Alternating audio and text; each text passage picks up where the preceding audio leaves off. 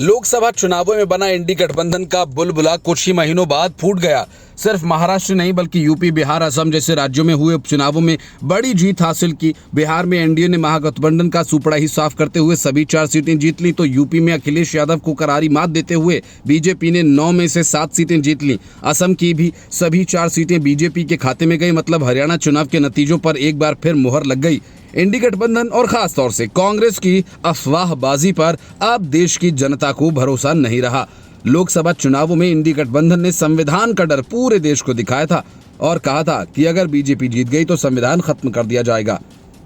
BJP जीत गई तो फिर देश में कभी चुनाव नहीं होंगे और भी कई किस्म के फर्जी खबरें फैलाई गई। लेकिन अब जनता की समझ में आ गया कि कांग्रेस के नेतृत्व में इंडी गठबंधन में शामिल पार्टियों पर भरोसा करना सही नहीं। यूपी में बीजेपी ने समाजवादी पार्टी के गढ़ में भी सेंध लगा दी और अब इसको लेकर सीएम योगी आदित्यनाथ की प्रतिक्रिया आई है। सोशल मीडिया साइट एक्स पर सीएम योगी ने पीएम नरेंद्र मोदी को टैग करते हुए लिखा कि उत्तर प्रदेश के सम्मानित मतदाताओं का आभार, सभी विजयी प्रत्याशियों को हार्दिक बधाई, बटेंगे तो कटेंगे, एक रहेंगे तो सेफ रहेंगे। पीएम मोदी और सीएम योगी का ये नारा सबके सिर चढ़कर बोला और इन नारों की वजह से अखिलेश यादव की बुर्का पॉलिटिक्स पूरी तरह से पिट गई। समाजवादी पार्टी के पीडीए फॉर्मूला तार-तार हो गया। महाराष्ट्र के विधानसभा चुनाव में यूपी के सीएम योगी आदित्यनाथ की सभाओं में भारी भीड़ उमड़ती थी। उनके बयानों ने जनता में बीजेपी के लिए एक लहर पैदा कर दी। उनके नारे बटेंगे तो कटेंगे ने हिंदू वोटर्स में जबरदस्त ध्रुवीकरण करने का काम किया। महाराष्ट्र की सभाओं में उनकी इतनी मांग थी कि बीजेपी के लिए उनको लगातार सभाओं में व्यस्त रखना कठिन हो गया।